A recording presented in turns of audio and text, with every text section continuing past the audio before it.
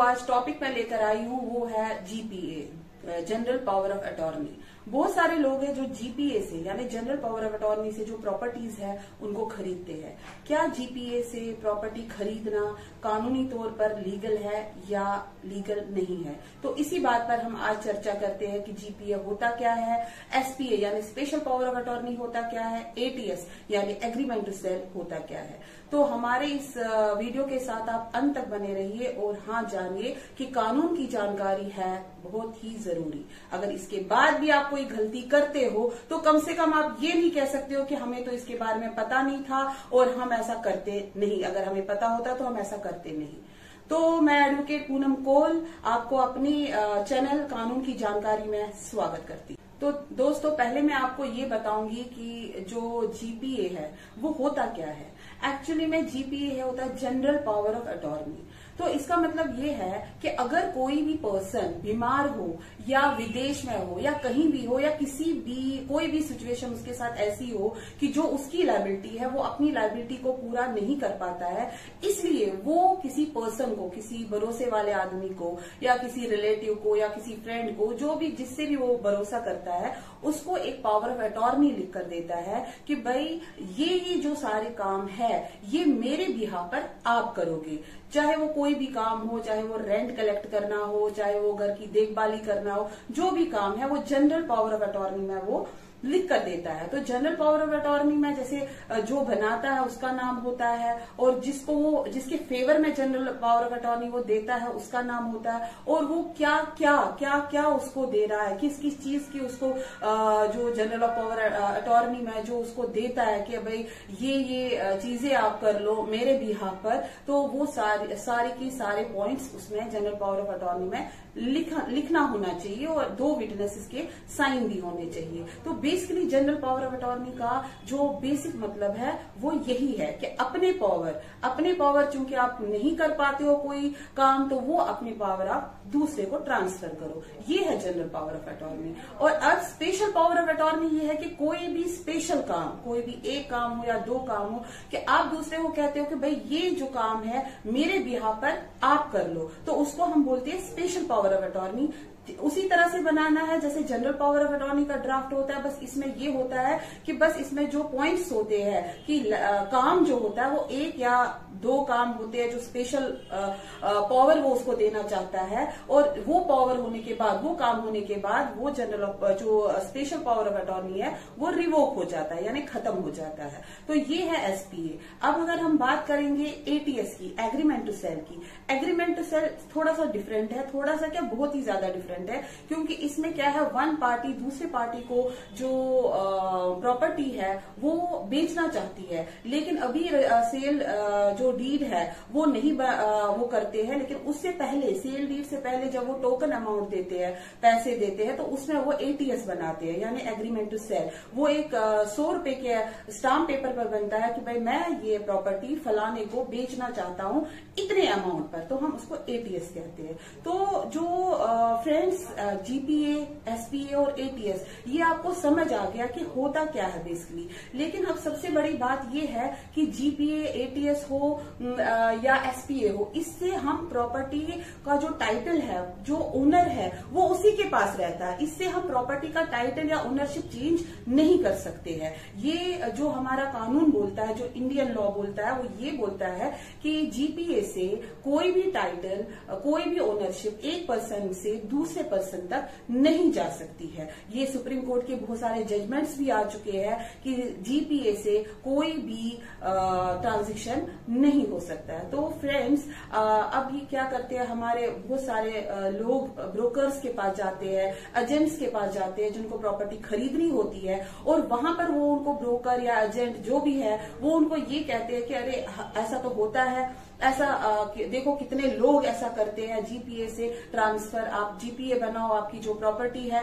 जो ओनर की प्रॉपर्टी है, वो टाइटल आपको चला जाएगा। तो इस तरह से वो जो प्रॉपर्टी है वो जीपीए करके उसे कहते हैं कि तुम्हारी प्रॉपर्टी हो गई। लेकिन ऐसा होता नहीं है, जैसे कि मैं बार बार कहती हूँ कि जीपीए से हम ओनरशिप को जो है वो ट्रांसफर नहीं कर सकते हैं। तो दोस्तों, अब बात ये आती है कि जैसे कहते हैं कि जैसे कच्ची कॉलोनियां होती है, बहुत दिल्ली में की बात हम करेंगे तो कच्ची कॉलोनियां होती है, तो वहां पर जीपीए से ही ट्रांसफर होता है। तो वहां लोग ये सोचते हैं कि भाई मैं ही थोड़ा ना करता हूँ, सारे लोग जीपीए करते हैं, एटीएस बनाते हैं, तो जब उनके साथ कुछ नहीं होता है तो फिर मेरे साथ कैसे हो सकता है। तो वो कॉलोनीज जो होती है वो रेगुलराइज नहीं होती है, तो वहां पर ऐसा काम चलता है। अगर मैं दिल्ली की बात करूंगी तो ऐसा काम चलता है, वहां जीपीए से ट्रांसफर ऑफ प्रॉपर्टीज होती है। लेकिन उसका वो एक और रिस्क होता है, वो रिस्क फैक्टर ये है, या तो वो जो कॉलोनी है वो रेगुलराइज हो जाएगी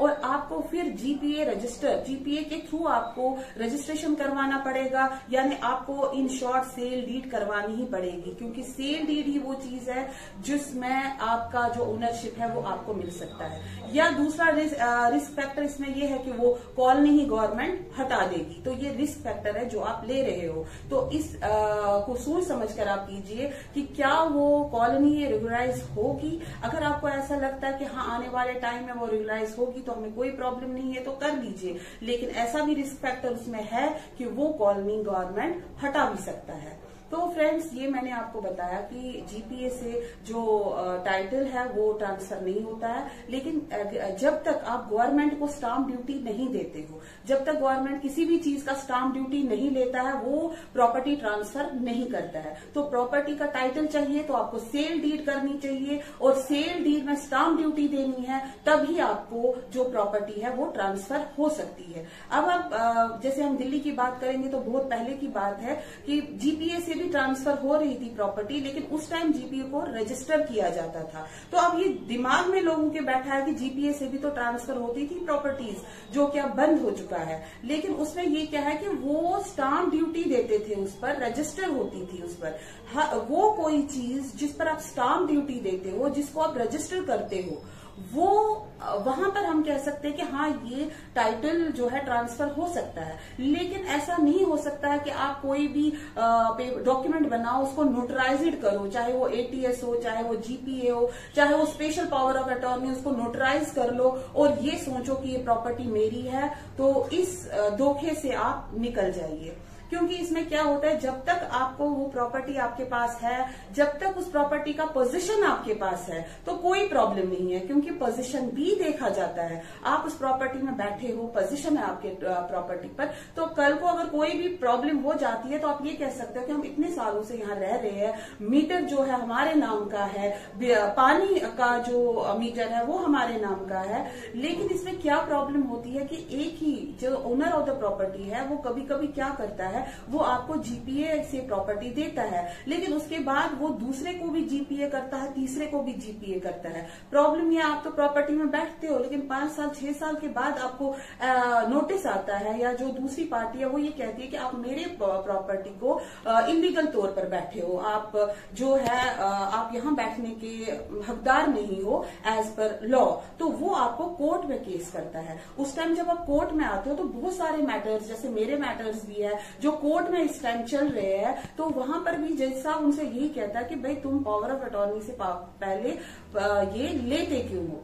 तो यहाँ पर ये केस चलता है, और अगर आप बच गए तो बच गए, नहीं बच गए तो केस चलेगा। केस चलेगा तो आपको प्रूव करना है, फिर वो केस चलता रहेगा, आपको प्रूव करना है कि पावर ऑफ अटॉर्नी किसकी पहली हुई है, कौन पोजीशन में है, तो ये सारी चीजें आपको कोर्ट में प्रूव करनी है। तो मेरा ये लीगल एडवाइस है कि इस झंझट में रहने से अच्छा है कि आप सतर्क रहो, और जो भी आप इतने महंगे अपने जो खून पसीने की कमाई से जो प्रॉपर्टी खरीदते हो, उसको जरा सतर्कता से यूज करो। देखो कि जो प्रॉपर्टी आप खरीद रहे हो क्या वाकई में वो सही है आपके लिए, क्या वाकई में उसका जो ओनरशिप है, जो टाइटल है आपको मिल रहा है, या आप धोखे में फंस रहे हो और आपको कोई धोखा दे रहा है।